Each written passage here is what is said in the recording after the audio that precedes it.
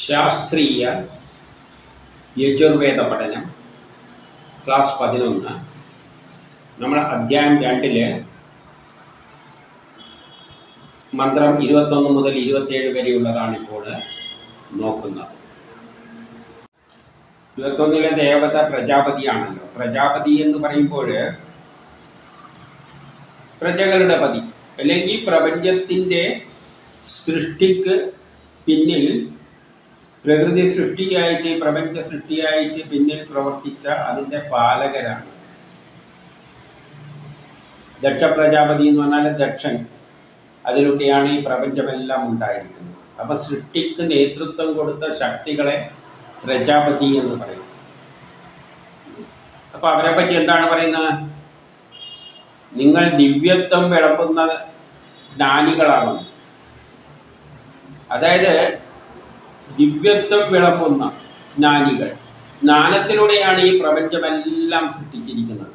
ജ്ഞാനമില്ലാതെ ഒരു പരിപാടിയും നടക്കില്ല. സയൻസ് ഉണ്ടെങ്കിൽ മാത്രമേ, അല്ലെങ്കിൽ എല്ലാത്തിൻ്റെയും ഒരറിവ്, ജ്ഞാനം, സയൻസാണ് ആദ്യം ഉണ്ടാകണം. സയൻസിലൂടെയാണ് സൃഷ്ടി നടക്കുന്നത്.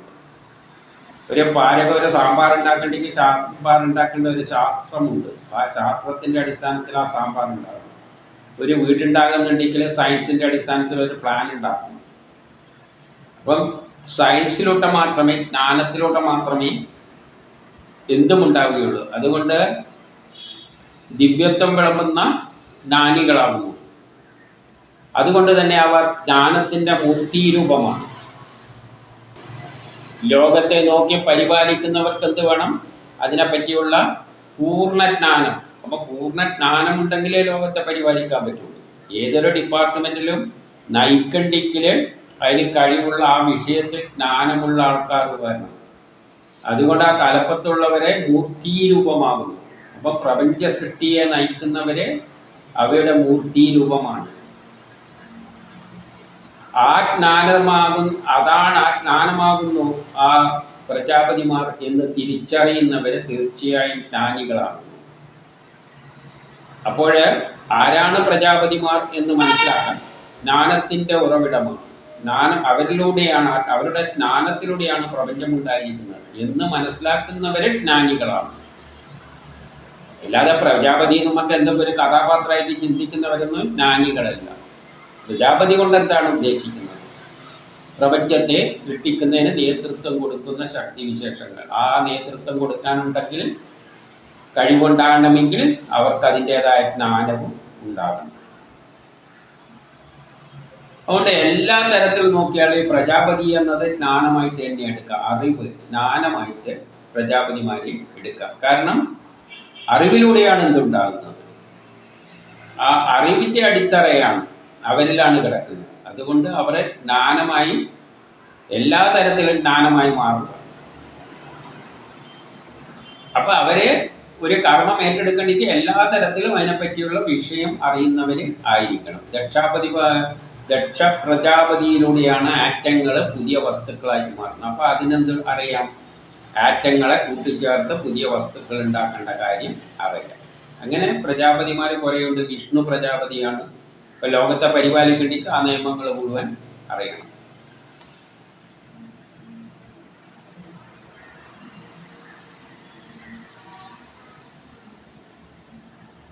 എന്നിട്ട് അവരോട് പറയാണ്, നിങ്ങൾക്ക് യഥാർത്ഥ മാർഗം തിരിച്ചറിയാൻ പറ്റും.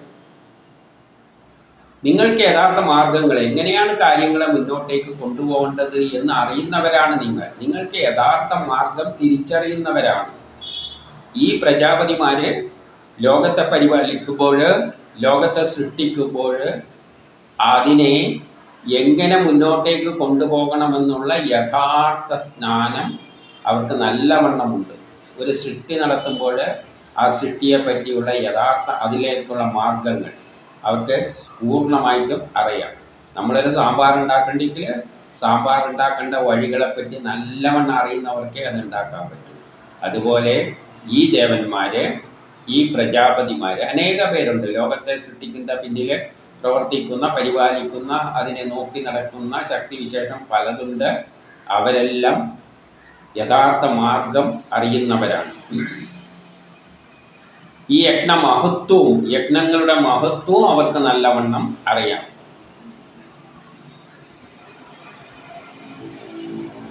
അതുകൊണ്ട് അങ്ങനെയുള്ള നിങ്ങളിൽ ഞാൻ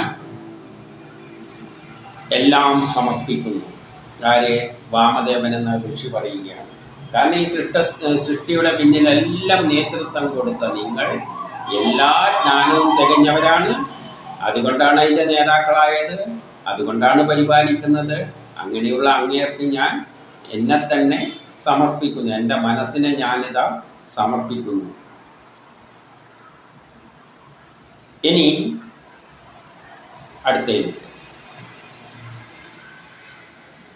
22 ദേവത ഇന്ദ്രനാണ്. ഒരു സയൻസ് ഉണ്ടെങ്കിൽ ആ സയൻസിൽ നിന്നൊരു പ്രേരക ശക്തി വന്നിട്ട് അതാണ് പിന്നെ കർമ്മങ്ങളെ നിയന്ത്രിക്കുന്നത്. ഉദാഹരണം ഹൈഡ്രജനും ഓക്സിജനും കൂടി ചേർന്ന് കഴിഞ്ഞാൽ വെള്ളമാകുമെന്ന് ഒരു തത്വമുണ്ട്.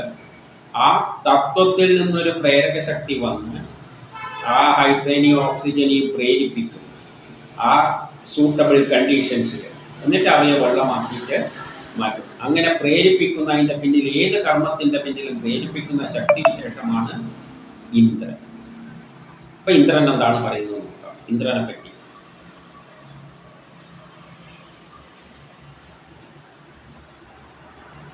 ഇവിടെ എന്ത് പറയാണ്? നമ്മൾ ഹവിസ് അർപ്പിക്കുമ്പോൾ അതിലെ നെയ്യോടൊപ്പം ദിവ്യാന്നങ്ങളും എല്ലാം നിറയട്ടെ. നമ്മൾ കൊടുക്കുന്ന വസ്തുക്കൾ, ഒരു കർമ്മം ചെയ്യുമ്പോൾ അതിനു വേണ്ട ഇൻപുട്ടുകളെല്ലാം പൂർണ്ണമായിട്ട് നൽകണം. ചോറ് വെക്കണ്ടെങ്കിൽ ചോറിൽ വേണ്ട അരിക്ക് അത്ര തന്നെ വെള്ളം, ആവശ്യമായ വെള്ളം, അത്ര നല്ല അരിക്ക് വേവേണ്ട വെള്ളം വെക്കണം. അപ്പം എല്ലാം കുറച്ച് കൂടിപ്പോയാലും കുഴപ്പമില്ല, പക്ഷെ കുറഞ്ഞു പോകരുത്. അപ്പം അത്രയും എല്ലാം നെയ്യോടൊപ്പം ദിവ്യാന്യവും നിറയട്ടെ എന്ന് പറഞ്ഞാൽ നമ്മൾ യഥേഷ്ടം കൊടുത്തു. അതേമാതിരി കൂടുതൽ വസ്തുക്കൾ കൊടുക്കുകയാണെങ്കിൽ കൂടുതൽ ചോറായിട്ട് കിട്ടും. അപ്പം യഥേഷ്ടം നെയ്യോടൊപ്പം ദിവ്യാന്യവും നിറയട്ടെ. അതായത് നമ്മൾ കൊടുക്കുന്ന വസ്തുക്കൾ ഇഷ്ടംമാരി കൊടുത്തു കഴിഞ്ഞാൽ ഇന്ദ്രൻ എന്ത് ചെയ്യും? അല്ലയോ ഇന്ദ്ര,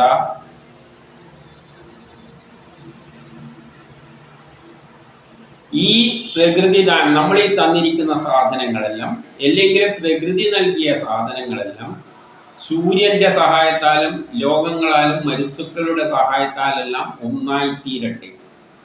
ഇപ്പൊ പ്രകൃതി നൽകുന്ന വസ്തുക്കളെയെല്ലാം ഇന്ദ്രനാണ് ഒന്നാക്കുന്നത്.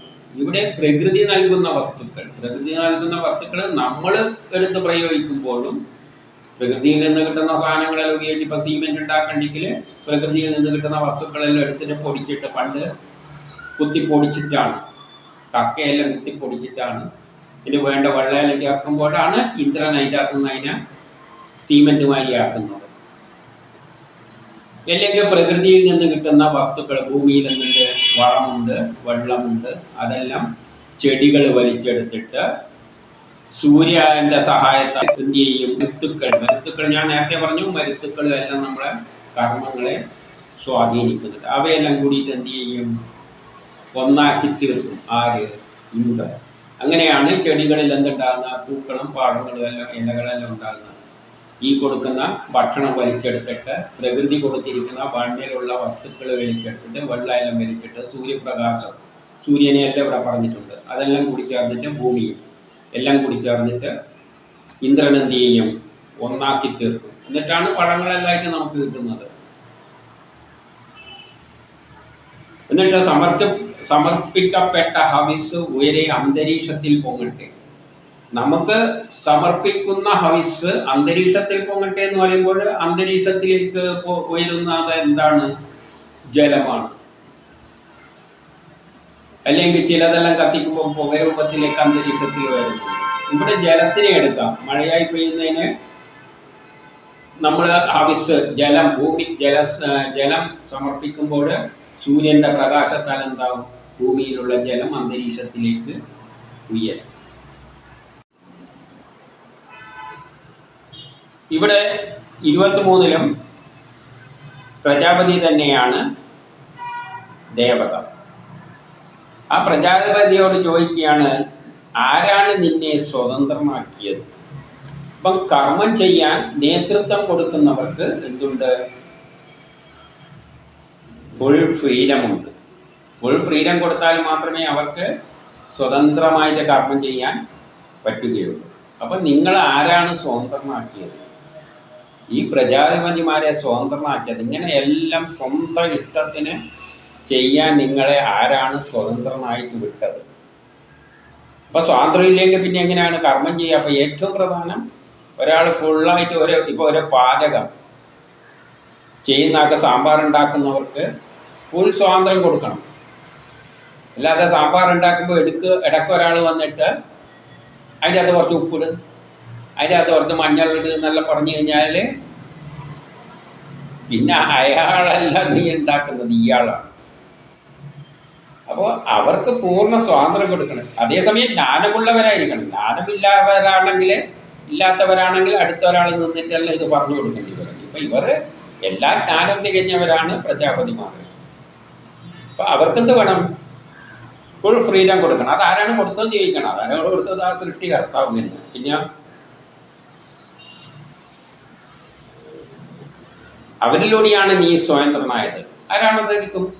ആ സൃഷ്ടിക്കുമ്പം തന്നെ ചിലവരെ ആ കർമ്മത്തെ, ഓരോ ഡിഫറെൻറ്റ് കർമ്മങ്ങളുണ്ട്.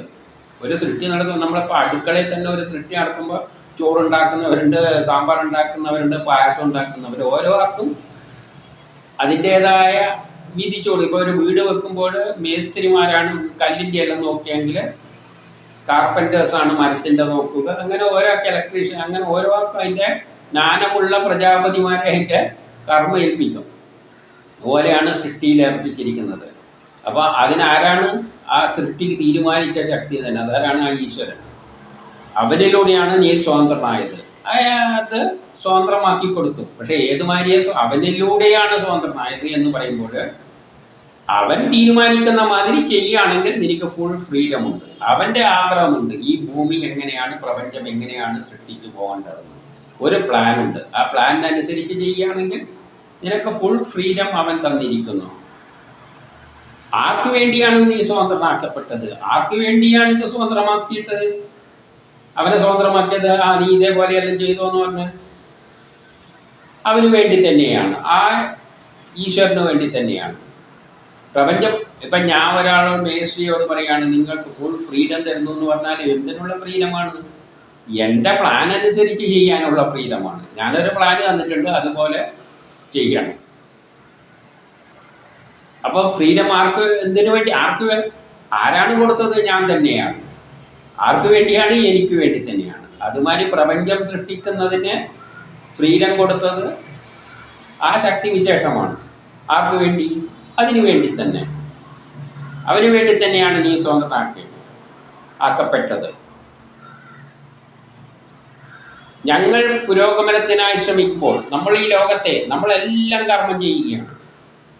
ഈ ലോകത്തിലുള്ള എല്ലാ മനുഷ്യരും, ഋഷി പറയാണ്, നമ്മളെല്ലാം കർമ്മം ചെയ്യുമ്പോൾ നീയും അതിൽ പങ്കാളിയാവുന്നു. അപ്പം നമ്മൾ എന്തെങ്കിലും ഒരു കർമ്മത്തിന് ഇറങ്ങുമ്പോൾ നമ്മളെ കർമ്മത്തെ നിയമിച്ചതും ആര് തന്നെയായിരിക്കും? ഈശ്വരനല്ല, ഈ പ്രജാപതിയായിരിക്കും. ഈശ്വരൻ അങ്ങേരെ ഏൽപ്പിച്ചു. ഒരു മേസ്ത്രിയെ നമ്മളെ ഏൽപ്പിച്ചാൽ മേസ്ത്രി അവൻ്റെ ജോലക്കാരെ കൊണ്ടാണ് ചെയ്യിപ്പിക്കുക. അതുപോലെ നമ്മൾ കർമ്മം ചെയ്യുമ്പോൾ ഈ മേസ്ത്രിയും അല്ലെങ്കിൽ ജോലിക്കാർ കർമ്മം ചെയ്യുമ്പോൾ മേസ്ത്രി അവിടെ ഉണ്ടാവും, മേൽനോട്ടം വഹിച്ച. അതുപോലെ നമ്മളെല്ലാം കർമ്മം ചെയ്യുമ്പോൾ ആരുണ്ടാകുന്നുണ്ട്? ആ പ്രജാപതിമാരും എന്താകുന്നു? നമ്മളെ ആ കർമ്മത്തിൽ പങ്കാളികളായിട്ട് അവരും നേതൃത്വം കൊടുക്കും. ഇങ്ങനെ ഒരു ചെയിനായിട്ടാണ് ഇവരെ കർമ്മം നടക്കുന്നത്. അപ്പം ലോകത്തിൽ ഒരു ശക്തി വിശേഷം തീരുമാനിച്ചിട്ടുണ്ട്, ഒരു സുന്ദരമായ ലോകം ഉണ്ടാക്കണം. അതിനുവേണ്ടി ഒരു പ്ലാന് ഉണ്ടാക്കിയിട്ട് ഇതുമാതിരി ഉണ്ടാക്കണം എന്ന് പറഞ്ഞിട്ട് സയൻസിൻ്റെ അടിസ്ഥാനത്തിൽ അതിന് നേതൃത്വം കൊടുത്താൻ കുറേ ശക്തികളെ ഏൽപ്പിച്ചിട്ടുണ്ട്. അതൊന്നും മനുഷ്യരൂപത്തിലൊന്നുമല്ല. ആ ശക്തികളൊക്കെയാണ് പ്രജാപതിമാരെന്ന് പറയുന്നത്. ആ പ്രജാപതിമാർ എന്ത് ചെയ്യുന്നു? അതിനനുസരിച്ച് നമ്മളെപ്പോലെയുള്ളവരെ സൃഷ്ടിച്ചിട്ട് നമ്മളിലൂടെ കർമ്മം ചെയ്യിപ്പിക്കുന്നു. അപ്പം നമ്മൾ കർമ്മം ചെയ്യുന്നത് അങ്ങേർക്ക് വേണ്ടിയാണ്. അതുകൊണ്ട് നമ്മൾ എന്ത് കർമ്മം ചെയ്യുമ്പോഴും അങ്ങേര് വന്ന് അതിൻ്റെ അകത്ത് ഇടപെട്ടിട്ട് നിയന്ത്രിക്കുന്നുണ്ട്. അതായത് നമ്മളെ നിയന്ത്രിക്കാനുള്ള കുറേ ശക്തിവിശേഷങ്ങൾ ഇങ്ങനെ ഓഫീസിൽ അല്ലെങ്കിൽ ഒരു സ്ഥാപനത്തിൽ ഇങ്ങനെ ഇങ്ങനെ മുകളിൽ സൂപ്പർവൈസർ, അതിൻ്റെ മേലെ എഞ്ചിനീയർ, മാനേജർ, ഇങ്ങനെ ഉണ്ടല്ലോ. അതേപോലെ ഇവിടെയും നമുക്ക് മുകളിൽ നമ്മളെ നിയന്ത്രിക്കാൻ കുറേ ശക്തി വിശേഷങ്ങളുണ്ട്. അത് ഇതുവരെ എത്തിക്കുകയാണ്. ആരാണോ ഈ പ്രപഞ്ചം സൃഷ്ടിക്കാൻ നേതൃത്വം കൊടുത്തത്, ആഗ്രഹിച്ചത്, ആരുടെ സങ്കല്പത്തിലാണോ ഇങ്ങനെ ഒരു പ്രപഞ്ചം ഉണ്ടാക്കണമെന്ന് തോന്നിയത്, അവര് നിന്ന് തുടങ്ങിയിട്ടാണ് ഇങ്ങനെ ഒരു കുറേ പേരെ അധികാരപ്പെടുത്തിയിരിക്കുന്നത്. അതിൽ ഏറ്റവും ടോപ്പിലുള്ളവരാണ് പ്രജാപതിമാർ. അവരെ ഈശ്വരൻ തന്നെ ചുമതലപ്പെടുത്തിക്കൊണ്ടിരിക്കുകയാണ്. വേറെ തരത്തിൽ പറയുമ്പോൾ ഇതിനൊരു തലവനുണ്ട്, മനു എന്നെല്ലാം പറഞ്ഞുകൊണ്ട് പോകുന്നില്ല. ഇവിടെ ടെക്നിക്കലായിട്ടുള്ള ആ സൃഷ്ടിക്രമത്തിൻ്റെ പിന്നിലാണ് പറയുന്ന പ്രജാപതിമാർ. ഇനി അടുത്തയിൽ ഇനി 24 പറയുകയാണ് ത്വഷ്ടാവാണ്. ത്വഷ്ടാവ് എന്ന് പറയുമ്പോൾ സൂര്യൻ എന്ന അർത്ഥത്തിലെടുക്കാം. അപ്പോഴിവിടെ വിവേകം വർദ്ധിപ്പിക്കുന്നതിൽ ഞങ്ങളുടെ വിവേകം വർദ്ധിപ്പിക്കാൻ വേണ്ടി പറയുകയാണ്. അങ്ങനെ ഞങ്ങൾ ധന്യരായി തീരട്ടെ എന്ന് പറയുകയാണ്. നമുക്ക് വിവേകം തരുന്നത് ആരാണ്? ആ സൃഷ്ടികർത്താവാണ്. സൃഷ്ടിക്ക് പിന്നിലല്ല സൂര്യൻ തന്നെ, പ്രകൃതി തന്നെ. ആ സൂര്യനുമല്ല, സൂര്യൻ്റെ അപ്പുറത്ത് ആ ശ്രീഹരിയിൽ നിന്ന് ആ പ്രപഞ്ചം സൃഷ്ടിക്ക് പിന്നിലുള്ള ആ ശക്തി, ആർക്കാണോ ഈ പ്രപഞ്ചം ഉണ്ടാക്കിയിട്ട് സുന്ദരമായ ഒരു ലോകം ഉണ്ടാക്കേണ്ടത്, ആ ശക്തി വിശേഷം സൂര്യനിലൂടെ നമുക്ക് തീരുന്നു ബുദ്ധി തന്നിട്ട്, വിവേകം തന്നിട്ടാണ് നമ്മൾ ധന്യരായിത്തീരുന്നത്. കാരണം എല്ലാവർക്കും ചിന്തിച്ചിട്ട് ഈ പ്രപഞ്ച രഹസ്യമൊന്നും മനസ്സിലാക്കാനൊന്നും പറ്റില്ല. ചിലവരത് കണ്ടെത്തിയിട്ട് നമുക്ക് പറഞ്ഞു തരുന്നു, നമ്മളത് പ്രകാരം ചെയ്യുന്നു. ചോറുണ്ടാക്കാൻ നമ്മൾ കണ്ടുപിടിച്ചൊന്നുമല്ല, ആരോ കണ്ടെത്തിയിട്ട് നമ്മളോട് പറഞ്ഞു തന്ന് ഇങ്ങനെ ചെയ്താൽ മതി. നമ്മളിങ്ങനെ തലമുറകളായിട്ട് അരിയെടുത്ത് കഴുകി വെള്ളത്തിലിട്ട് ചൂടാക്കുന്നു. നമ്മൾ കണ്ടുപിടിച്ചൊന്നുമല്ല. അരി എടുത്തിട്ട് ഈ അരി വേവിച്ച് ഇങ്ങനെ തിന്നാന്ന് നമുക്കറിയായിരുന്നു. നമുക്കെങ്ങനെ അറിയുന്ന? ഇങ്ങനെ ആരോ കണ്ടെത്തിയത്. അപ്പം ചിലവരുടെ ബുദ്ധിയിൽ വിവേകം ഉണ്ടാക്കി വെച്ചിട്ട് ആണ് ഇത് മുന്നോട്ടേക്ക് പോകുന്നത്. അതുകൊണ്ട് മനസ്സും ശരീരവും, നമുക്ക് ഉറച്ച മനസ്സും ഊർജ്ജസ്വലമായ മനസ്സും ശരീരവുമെല്ലാം നമ്മിൽ വരട്ടെ എന്ന് പറയുകയാണ്. അപ്പം നമ്മൾ കണ്ടെത്തേണ്ടെങ്കിൽ നമ്മളെ മനസ്സ് ഊർജ്ജസ്വലമാകണം, ചിന്തിക്കാനുള്ള കഴിവുണ്ടാകണം. ശാസ്ത്രം കണ്ടെത്താനുള്ള അതിനുള്ള കഴിവ് ത്വഷ്ടാവ് തരട്ടെ. അതിന് കർമ്മം ചെയ്യാനുള്ള ശക്തിയും ത്വഷ്ടാവ് തരട്ടെ. വിശ്വത്തിൻ്റെ സൃഷ്ടാവ് നമുക്ക് ധനം നൽകട്ടെ, അതിലൂടെ നമുക്ക് ധനം നൽകട്ടെ എന്ന് പറയും. വിശ്വത്തിൻ്റെ സൃഷ്ടാവാണ് ത്വഷ്ടാവ്. ഈ വിശ്വമുണ്ടായത് സൂര്യനിലൂടെയാണ് എല്ലാം പ്ലാൻ ചെയ്തിരിക്കുന്നത്. പക്ഷേ അതിൻ്റെ പിന്നിലൊരു ശക്തി വിശേഷമുണ്ട്. അത് പ്രപഞ്ച സൃഷ്ടിക്ക് പിന്നിലുള്ള ആ ശക്തി വിശേഷമാണ്. ആ ശക്തി വിശേഷം പക്ഷേ ആക്ട് ചെയ്യുന്നത് സൗരയൂഥ സിസ്റ്റങ്ങളുടെ ചലനം സമയവുമായിട്ട് ബന്ധിപ്പിച്ചുകൊണ്ടാണ്. അപ്പം അങ്ങനെ നമ്മൾ ബുദ്ധിയും ശരീരശക്തിയും നൽകിയിട്ട് നമ്മൾ യജ്ഞം ചെയ്യുമ്പോൾ നമുക്കെന്ത് കിട്ടും? ധനം ഇഷ്ടമായി കിട്ടും. നമുക്ക് സമ്പത്ത് വർദ്ധിപ്പിക്കാം, അല്ലെങ്കിൽ പ്രകൃതി പുതിയ ഉൽപ്പന്നങ്ങൾ ഉണ്ടാക്കിയിട്ട് ലോകത്തെ മുന്നോട്ടേക്ക് നയിക്കാം. നമ്മുടെ ശരീരത്തിൽ കെട്ടിക്കിടക്കുന്ന ആവശ്യമില്ലാത്ത കൊഴുപ്പെല്ലാം പോകട്ടെ.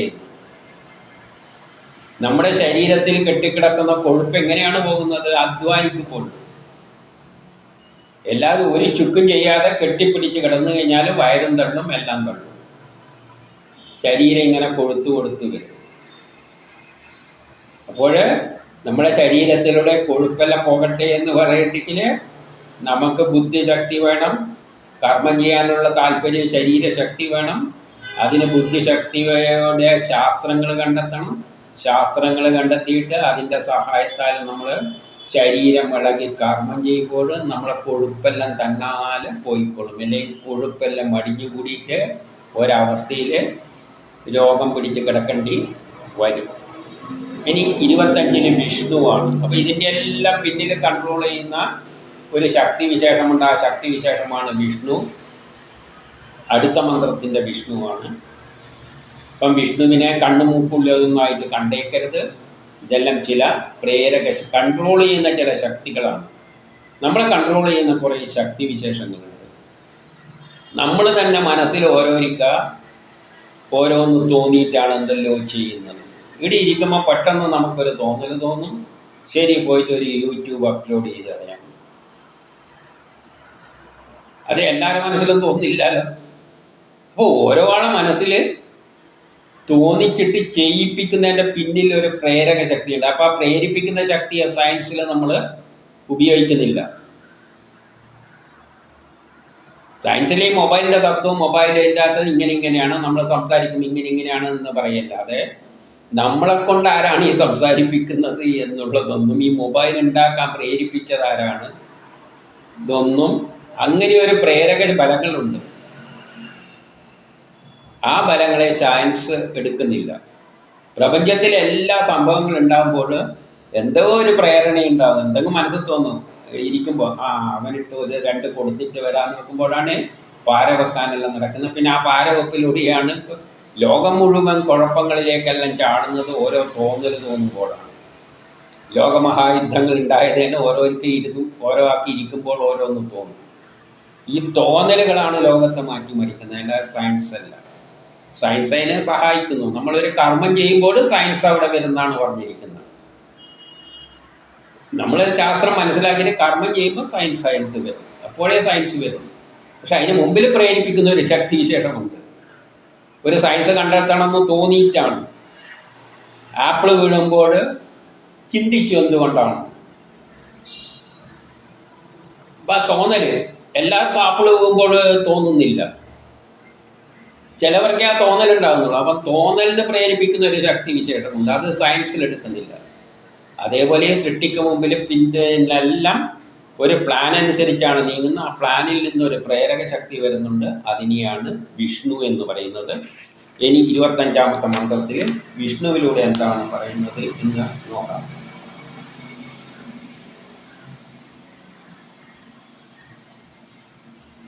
ലോകത്തിൽ ഈ സമസ്ത ലോകങ്ങളിലും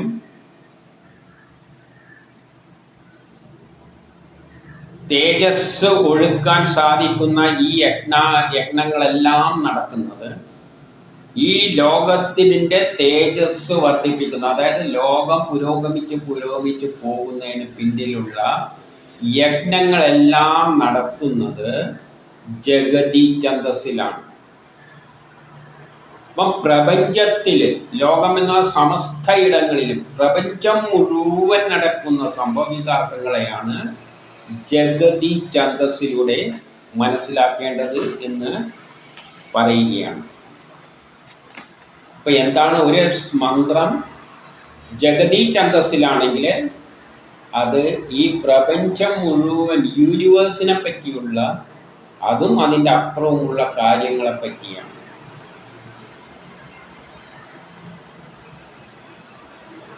അങ്ങളുടെ കർമ്മങ്ങളെ അനുസരിക്കാത്തവർ, അങ്ങനെയുള്ള കർമ്മങ്ങൾ അനുസരിക്കാത്തവർ സ്വാർത്ഥമതികളാണ്, അവർ മാറിപ്പോകട്ടെ.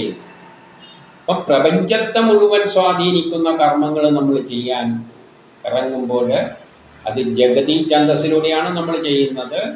അങ്ങനെ നമ്മൾ ചെയ്യാനിരിക്കുമ്പോൾ ആരെങ്കിലും നമുക്ക് തടസ്സമായി നിൽക്കുന്നുണ്ടെങ്കിൽ അതെല്ലാം മാറിപ്പോകട്ടെ. അപ്പം നമ്മൾ ചില കർമ്മങ്ങൾ ചെയ്യുന്നത് പ്രപഞ്ചമായിട്ട് മാറുക. അതാരാണ് ചെയ്യുന്നത്? ശാസ്ത്രലോകമാണ്. ചന്ദ്രനിലേക്കും ചൊവ്വയിലേക്കെല്ലാം പോകുന്നത്, അതിൻ്റെ അപ്പുറം എന്തുണ്ട് എന്നെല്ലാം നോക്കാൻ ശ്രമിക്കുന്നത് വേദങ്ങൾ തന്നെ പ്രപഞ്ചഘടനയെല്ലാം വിവരിച്ചു വന്നിട്ടുണ്ട്. അപ്പോൾ അവർ നമ്മുടെ പൂർവികർ അതെല്ലാം കണ്ടെത്തിയിട്ടുണ്ട്. അവർ ജഗതി ഛന്ദസ്സിലാണ് ആ കർമ്മങ്ങൾ ചെയ്തത്. അപ്പോൾ അവർക്ക് തടസ്സങ്ങളെല്ലാം ഉണ്ടാകും, അത് ഒഴിഞ്ഞു പോകട്ടെ എന്ന് പറയുകയാണ്. തൃഷ്ടൂപ ഛന്ദസ്സിൽ നടത്തുന്നതെല്ലാം മധ്യ അന്തരീക്ഷത്തിലാണ്.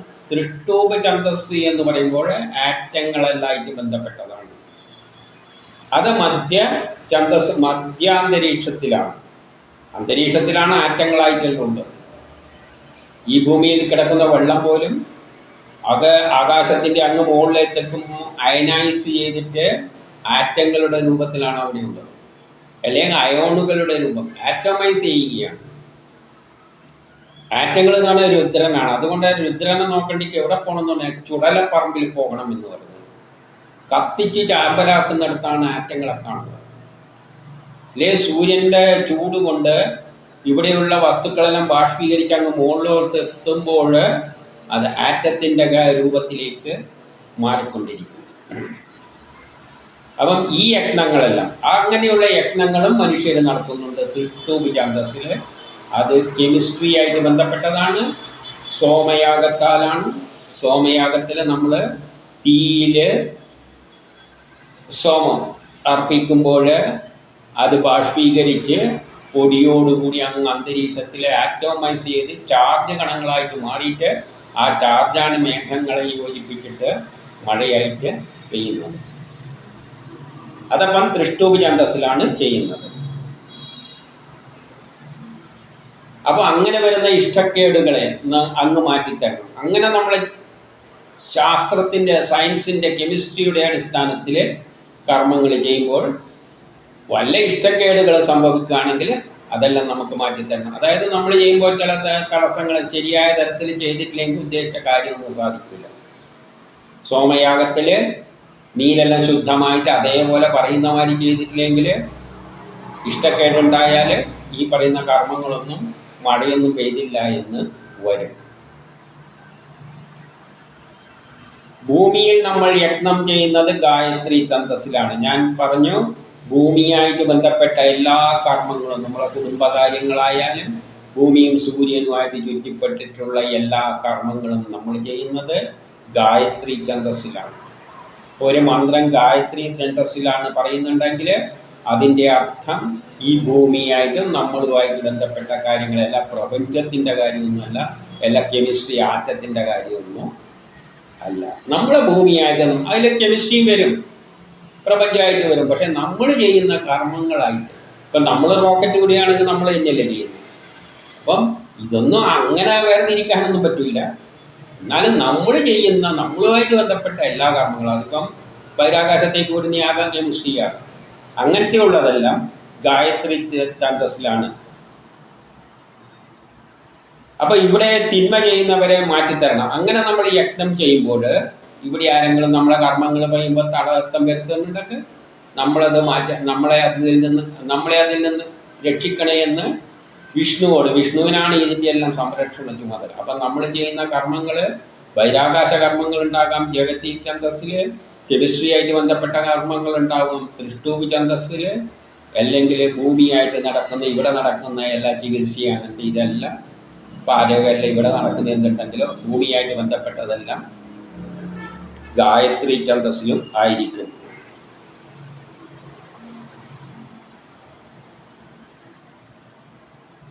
അങ്ങനെ യജ്ഞഗുണം, ഇങ്ങനെ നടക്കുന്ന യജ്ഞങ്ങളുടെ ഗുണം, ഈ യജ്ഞകേന്ദ്രങ്ങളിൽ നമ്മൾ വിശിഷ്ട ഗുണങ്ങൾ നേടിയിരിക്കുന്നു. ഇങ്ങനെയുള്ള വ്യത്യസ്തമായ യജ്ഞങ്ങളിലൂടെ നമ്മൾ എന്ത് ചെയ്യുന്നു, വലിയ ഗുണങ്ങൾ നേടുന്നുണ്ട്. അപ്പം ബഹിരാകാശത്തെ പ്രവർത്തനം കൊണ്ട് നമുക്ക് ബഹിരാകാശത്തെ ജ്ഞാനം കിട്ടും.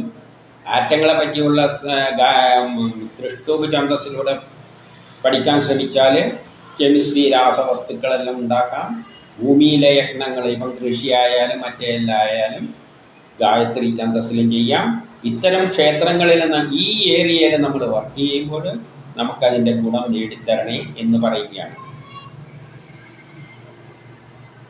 നമ്മൾ ഉജ്ജ്വല പ്രകാശ തേജസ്സുകളായി ലയിച്ചു ഒന്നായിത്തീരണേ. അതായത് നമ്മൾ ഈ പ്രപഞ്ചവുമായിട്ട് നമ്മൾ ജ്ഞാനം കൊണ്ടും കർമ്മം കൊണ്ടും ഒന്നായിത്തീരണേ. ഈ പ്രപഞ്ചവുമായിട്ട് നമ്മൾ ഒന്നായിത്തീരണം. പ്രപഞ്ചത്തിൽ ഒന്നും നമ്മളിൽ നിന്ന് വേർപെട്ടതായിട്ട് കാണരുത്. എല്ലാ ജ്ഞാനവും നമുക്ക് പ്രപഞ്ചത്തിൽ നിന്നാണ് കേട്ടുന്നത്. അതുകൊണ്ട് നമ്മൾ ആ ജ്ഞാനവുമായി ചേർന്ന് നിൽക്കണം. ഇനി 26 ദേവത ഈശ്വരനാണ്. ഈശ്വരനും ഈ പ്രപഞ്ച സിദ്ധിക്ക് പിന്നിലുള്ള ശക്തിയാണെന്നറിയാം. അപ്പം സ്വയംഭൂവായ അല്ലയോ ജഗത്നാഥ. അപ്പം ആദ്യം സ്വയംഭൂ, ആദ്യം ഉണ്ടായത് ഈശ്വരനാണ്. ഈശ്വരനാണ് ഈ പ്രപഞ്ചം സൃഷ്ടിച്ചത്. പക്ഷെ അതിനു മുമ്പിൽ ഒന്നുണ്ടായിരുന്നു, നിർഗുണമായ ഒന്നുണ്ടായിരുന്നു, ബ്രഹ്മം. അതിനൊരു താല്പര്യമില്ല, ഒരു പ്രപഞ്ചം ഉണ്ടാക്കാനും താല്പര്യമില്ല, അതിന് ആരുമായിട്ട് താല്പര്യം. പക്ഷെ അതിൽ നിന്നാണ് ഈ പ്രപഞ്ചം ഉണ്ടായത്. അതിലെ ഒരംശത്തിന് ഒരു സമയത്ത് തോന്നി ഒരു പ്രപഞ്ചം ഉണ്ടായിക്കളയാം. അങ്ങനെ ഒരു ആഗ്രഹം വന്ന ആ ബ്രഹ്മത്തെയാണ് ഈശ്വരൻ എന്ന് പറയുന്നത്.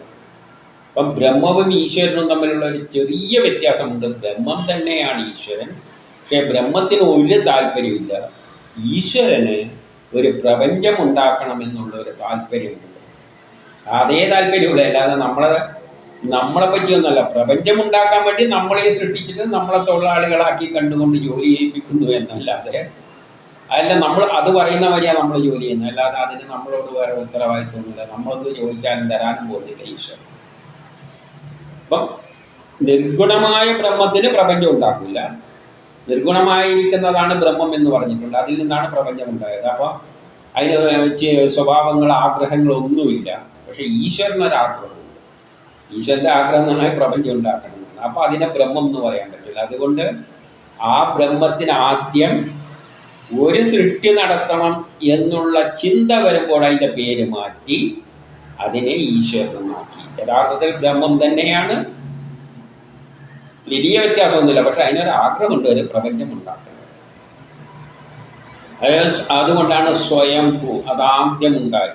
നിർഗുണപരമായ ബ്രഹ്മത്തിൽ നിന്ന് ഒരു പ്രപഞ്ചമുണ്ടാക്കണമെന്നുള്ള. നമ്മളിപ്പം കിടന്നുറങ്ങുമ്പോൾ ഗാഠനിദ്രയിൽ ഒന്നുമില്ല, സ്വയംഭൂവ അല്ല, നമ്മളെന്താണ് ബ്രഹ്മത്തിന് സമാനമാണ്. ഞെട്ടി ഉണരുമ്പോൾ നമ്മളുടെ മനസ്സിലൊരു ചെറിയ ആഗ്രഹം വരും, ജോലിക്ക് പോകണം. അതോടുകൂടി മറ്റേ അവസ്ഥ പോയി, ഒന്നുമില്ലാത്ത അവസ്ഥയിൽ നിന്ന് ആഗ്രഹം വന്നു. അപ്പോൾ അതിന് ഈശ്വരൻ എന്ന് പറയുന്നു. അപ്പോഴേ പ്രമോദമുള്ളൂ. ഗാഠനിദ്രയിൽ പ്രമോദമില്ല. പ്രമോദം എപ്പോഴാണ്? ഞെട്ടുമ്പോഴാണ് ഞാനെന്നൊരു പ്രമോദം എന്നൊരു ചിന്ത വരുന്നത്. അത് രണ്ടും തമ്മിൽ വ്യത്യാസമുണ്ട്. ഒന്നിന് ആഗ്രഹമില്ലാതെയാണ്, ഒന്നിന് ആഗ്രഹമുണ്ട്. ആഗ്രഹമില്ലാതെ തന്നെ ബ്രഹ്മം എന്ന് പറയുമ്പോൾ ആഗ്രഹം ഉള്ളതിന് ബ്രഹ്മം എന്ന് പറയാൻ പറ്റില്ല. അതുകൊണ്ട് അതിന് ഈശ്വരൻ എന്ന് പറയുന്നത്. അങ്ങ് എല്ലാ ഐശ്വര്യങ്ങളുടെയും സൂക്ഷ്മ കിരണമാണ്. ഈ ഭൂമിയിൽ അതിൽ നിന്നാണ്, അതിൻ്റെ ആഗ്രഹപ്രകാരമാണ് ഈ പ്രപഞ്ചമെല്ലാം ഉണ്ടായത്. അതിൻ്റെ എല്ലാം സൂക്ഷ്മ കിരണമാണ്. ആ പ്രേരക ശക്തിയാണ് ആ ഈശ്വരൻ. സൂക്ഷ്മമായ കിരണമാകുന്നു. എന്നിൻ്റെ ഈ പ്രപഞ്ചമായി മാറുമ്പോഴുള്ള എല്ലാ ഐശ്വര്യത്തിൻ്റെയും സൂക്ഷ്മമായ കിരണമാണ് പ്രകാശം, ഒരു പ്രേരക ശക്തി. അപ്പോൾ ഈശ്വരൻ എന്ന് പറയുന്നത് ഒരു സൂക്ഷ്മമായ ഒരു പ്രേരക ശക്തിയാണ്. നമ്മളെ മനസ്സിലിപ്പോൾ ഓരോന്ന് തോന്നിക്കുന്നില്ലേ, അത് ചെയ്യടാ ഇത് ചെയ്യടാ എന്നല്ല. ആ പ്രേരിപ്പിക്കുന്ന ഒരു ശക്തി പോലെയുള്ള ഒരു ശക്തി വിശേഷം പ്രപഞ്ചമുണ്ടാക്കാൻ ഒരു പ്രേരക ശക്തിയുണ്ട്. അതാണ് ഈശ്വരൻ. അങ്ങയുടെ കൃപയാലാണ് എനിക്ക് ക്ഷേമ ഐശ്വര്യങ്ങളെല്ലാം സംഭവിക്കുന്നത്. അങ്ങാണ് എന്നെ സൃഷ്ടിക്കുക. അങ്ങ് അത് തീരുമാനിച്ചു പ്രപഞ്ചം ഉണ്ടാക്കണം. അപ്പം എന്തെങ്കിലും ജോലി ചെയ്യാൻ ഒരുത്തനമാണ്. ആ കിടക്കട്ട് ഒരു പ്രമോദിനെ സൃഷ്ടിച്ചു. അപ്പോൾ ഇവിടെ എന്തെങ്കിലും ജോലി ചെയ്ത് കഴിഞ്ഞാൽ എന്തെങ്കിലും കിട്ടുന്നുണ്ടെങ്കിൽ അതിൻ്റെ ഗുണം എനിക്ക് തന്നെയാണ് കിട്ടുന്നത്. അങ്ങേർക്ക് ആവശ്യമൊന്നുമില്ല. അങ്ങേർക്ക് ഇനി ഒന്നും ആവശ്യമില്ല. അപ്പോൾ നമുക്ക് കിട്ടുന്ന ഐശ്വര്യം, ഞാൻ ജനിച്ചതിൻ്റെ തന്നെ ഐശ്വര്യം അങ്ങയുടെ കൃപയാലാണ്. എന്നിട്ട് ഞാൻ എന്ത് ചെയ്തു? സൂര്യപാദം പിന്തുടരുന്നു. ഞാൻ ആരെയാണ് പാദം പിന്തുടരുന്നത്? അങ്ങയുടെ കൃപയാൽ ഞാൻ ജനിച്ചിട്ട് സൂര്യപാദം പിന്തുടരുന്നു. സൂര്യൻ്റെ പാദം, സൂര്യൻ എന്ന് പറഞ്ഞാൽ കാലമാകുന്ന നമ്മളെ നയിച്ചു കൊണ്ടുപോകുന്നു. നമ്മളെ ഉള്ളിൽ കിടന്നുകൊണ്ട് കാലം നമ്മളെ നാഡികളിലൂടെ നമ്മളുടെ മനസ്സിൽ ഓരോ ചിന്താഗതി ഉണ്ടാക്കിയിട്ട് നമ്മളെ കൊണ്ട് കർമ്മം ചെയ്യിപ്പിക്കുന്നു. അതെല്ലാം സൂര്യന് വിട്ടുകൊടുത്തിരിക്കുകയാണ്. സൂര്യൻ്റെ ഗ്രഹങ്ങളുടെ ചലനം അനുസരിച്ചാണ് നമ്മളെ നാഡികളിലൂടെ സ്വാധീനിച്ചിട്ട് നമ്മളെ മുന്നോട്ടേക്ക് നയിക്കുന്നത്. അതുകൊണ്ട് നമ്മൾ സൂര്യപാദം പിന്തുടരുന്നു. ഇനി 27ാമത്തെ മന്ത്രം. അതിലെ ദേവത അഗ്നിയാണ്. പിന്നെ ഊർജം ഉണ്ടെങ്കിലല്ലേ എന്ത് ചെയ്യാൻ പറ്റുള്ളൂ. അപ്പം സൂര്യനോട് പറയാണ്, നീ ലോകമാകുന്ന ഭവനത്തിൻ്റെ അധിപനാകുന്നു. ഈ ലോകത്തിൻ്റെ അധിപനാരാണ്? സൂര്യൻ. ഊർജത്തിലൂടെയാണ് എല്ലാം ഉണ്ടായിരിക്കുന്നത്. അപ്പം എല്ലാത്തിൻ്റെ അധിപനാരാണ്? സൂര്യനാണ്, അല്ല അഗ്നിയാണ്. അങ്ങ് ലോകമാകുന്ന ഭവനത്തിൻ്റെ അധിപതിയാണ്, അഗ്നിയാണ്. എല്ലാം ഉണ്ടായിരിക്കുന്നത് അഗ്നി ഊർജത്തിലൂടെയാണ്. സൂര്യൻ പ്രേരക ശക്തിയാണ്, പക്ഷേ അഗ്നിയിലൂടെയാണ്, ഊർജത്തിലാണ്. ദ്രവ്യമെല്ലാം ഉണ്ടായിരിക്കുന്നത് ഊർജത്തിലാണ്. E=mc². ഊർജത്തെ നിർമ്മിക്കാനോ നശിപ്പിക്കാനോ പറ്റില്ല. അതിനെ വേറെ രൂപത്തിലേക്ക് മാറ്റാം, ദ്രവ്യമാക്കി മാറ്റാം, ഇലക്ട്രോൺ ആക്കിയിട്ടോ പ്രോട്ടോൺ ആക്കിയിട്ടോ അവയെ കൂട്ടിച്ചേർത്തിട്ട് കല്ലും മണ്ണും എന്തും ഉണ്ടാക്കാം. അപ്പം എല്ലാത്തിൻ്റെയും അധിപൻ അഗ്നിയാകുന്നു.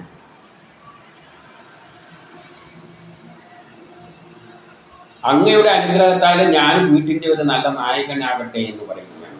കാരണം വീട്ടിൻ്റെ നായകനാകണമെങ്കിൽ വീട്ടിലുള്ള കാര്യങ്ങളെല്ലാം ഭംഗിയായിട്ട് കൊണ്ടുപോകാൻ പറ്റണം. ഭംഗിയായിട്ട് കൊണ്ടുപോകണമെങ്കിൽ ഊർജ്ജമുണ്ടെങ്കിലേ പറ്റും. അപ്പം വീട്ടിലെന്ത് വേണം? വൈദ്യുതി ഉപകരണങ്ങൾ ഉണ്ടാക്കണം. അതിനുവേണ്ട സംവിധാനങ്ങളെല്ലാം ഉണ്ടാക്കിയാൽ മാത്രമല്ലേ വീട് ഭംഗിയായിട്ട് കൊണ്ടുപോകും. എന്ത് കൊണ്ടുപോകണമെങ്കിൽ എന്ത് വേണം? ഊർജ്ജം വേണം. സഞ്ചരിക്കാൻ ഒരു വാഹനമായിട്ട് ഇടണ്ടെങ്കിൽ ഊർജ്ജം ഉണ്ടെങ്കിലേ പോകുള്ളൂ. വീട്ടിൽ വല്ലതും പാകം ചെയ്യേണ്ടിക്ക് ഊർജ്ജം ഉണ്ടെങ്കിലേ പറ്റുള്ളൂ. അപ്പോൾ ഇതിൻ്റെ എല്ലാം നേതൃത്വം ഏറ്റെടുക്കേണ്ട ആരുടെ ഉത്തരവാദിത്തമാണ്? ഗൃഹനാഥൻ്റെ. അപ്പോൾ ഒരു വീട്ടിൻ്റെ ഗൃഹനാഥൻ നിന്റെ കൃപയാലാണ് ഞാൻ നല്ലൊരു ഗൃഹനാഥനായിട്ട് മാറട്ടെ. ആരുടെ? അഗ്നിയുടെ അല്ലെ ഊർജത്തിൻ്റെ.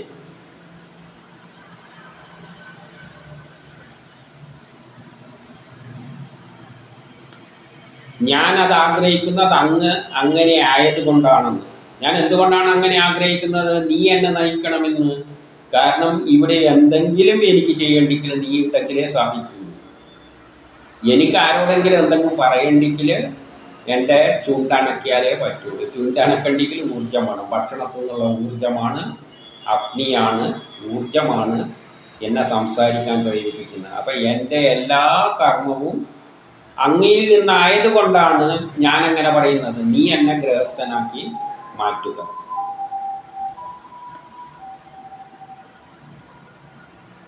നമ്മൾ ഇരുവരുതിലുമുള്ള കർമ്മങ്ങളെ ഞാൻ നിഷേധിക്കാതിരിക്കട്ടെ. കർമ്മങ്ങളെല്ലാം ഏതിനെ ആശ്രയിച്ചാണ് ഇരിക്കുന്നത്?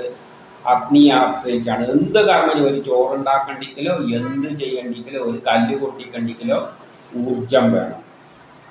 അപ്പം ഞാനും നീയും തമ്മിൽ നല്ലൊരു ബന്ധമുണ്ടാകണം. നിന്റെ കർമ്മങ്ങളെയൊന്നും ഞാൻ നിഷേധിക്കരുത്. അതായത് കർമ്മങ്ങൾ ഉണ്ടെങ്കിൽ അവിടെ അതിനെ നയിക്കുന്നത് അഗ്നിയാണ്. അപ്പോൾ അഗ്നിയെ നിഷേധിച്ചു കൊണ്ടുള്ള ഒരു പരിപാടിയും എന്നിൽ ഉണ്ടാകരുത്. കാരണം അഗ്നി ഊർജത്തിൻ്റെ സഹായത്താലാണ് ഞാൻ കർമ്മം ചെയ്യുന്നത്. അപ്പോൾ ഊർജത്തെ നിഷേധിച്ചുകൊണ്ട് എനിക്കൊന്നും ചെയ്യാൻ പറ്റില്ല. കർമ്മം ചെയ്യേണ്ടിക്ക് ഊർജം വേണം. അല്ല ഉണ്ടാണ്ടിങ്ങനെ ഇരിക്കുകയാണെങ്കിൽ അഗ്നിയെ ബഹിഷ്കരിക്കുക. എനിക്ക് അഗ്നി വേണ്ട എന്ന് ബഹിഷ്കരിച്ചിട്ട് ഞാൻ ഊർജത്തെ ഒന്നും ഉപയോഗിക്കുന്നില്ല എന്ന് പറഞ്ഞ് എനിക്കിരിക്കാം. അങ്ങനെ വരെ ഇരിക്കാൻ പറ്റുമോ? ഇരിക്കാനും പറ്റില്ല. നമ്മളെ ശരീരത്തിൻ്റെ ചൂട് തന്നെ അഗ്നിയാണ് മെയിൻറ്റെയിൻ ചെയ്യുന്നത്. അപ്പം അഗ്നി ഇല്ലാതെ നമുക്കൊന്നും പറ്റില്ല. അതുകൊണ്ട് നിന്നെ നിഷേധിക്കാൻ എനിക്ക് പറ്റില്ല. നീ ഇല്ലാതെ എനിക്ക് നിലനിൽപ്പില്ല.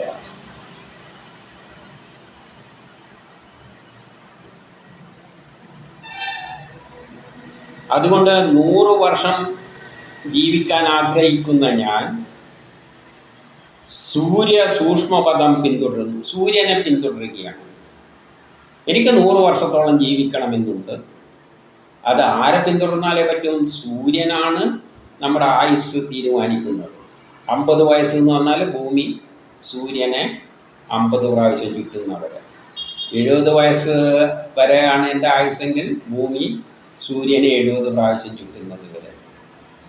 അപ്പം സൂര്യൻ്റെ പാദം പിന്തുടർന്നുകൊണ്ടാണ് ഞാൻ 100 വർഷം ജീവിക്കാൻ ആഗ്രഹിക്കുന്നത്. അതിന് അനുവദിക്കണേ എന്ന് പറയുകയാണ്. അപ്പം നമ്മുടെ കർമ്മങ്ങളെല്ലാം സൂര്യൻ്റെ ചലനവുമായിട്ട് ബന്ധപ്പെട്ടുകൊണ്ടാണ് ഇരിക്കുന്നത്. അടുത്തത് അടുത്തതിൽ നോക്കാം.